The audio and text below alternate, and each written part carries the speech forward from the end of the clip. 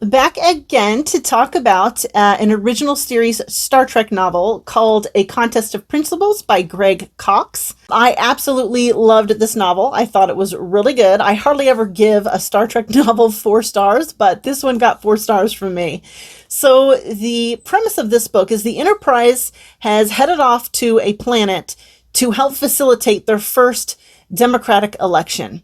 They have been run by their military for a very long time. They've been at war with another planet for as long as anyone can remember. And the war is over the possession of a third planet, which is believed to be where their species originated. So Kirk heads off with the candidates who are running for office and is dealing with the security of keeping everything peaceful because there's a lot of hatred, there's a lot of prejudice, there's a lot of old bad feelings between the people who supported the military regiment and the people who are supporting the new idea of a democratic system. So it's essentially like a progressive versus traditional type of conflict happening on the surface of this planet. In the meantime, Bones gets a message asking for help to deal with a plague that has broken out on the planet that the other two were fighting over. Him and Nurse Chapel show up to deal with the situation, and there's nobody around, and they end up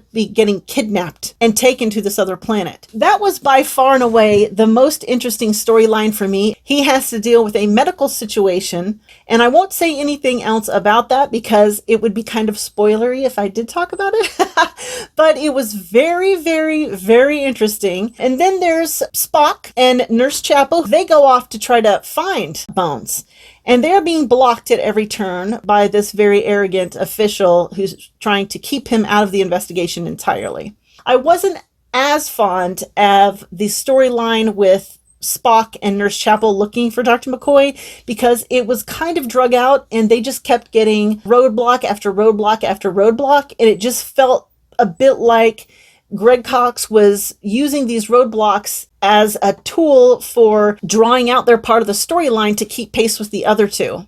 So I wished he had done that differently. I mean, I don't know how he could have done it differently, but that was my only complaint. And that was the only reason I actually didn't give it 5 stars. Otherwise it would have been.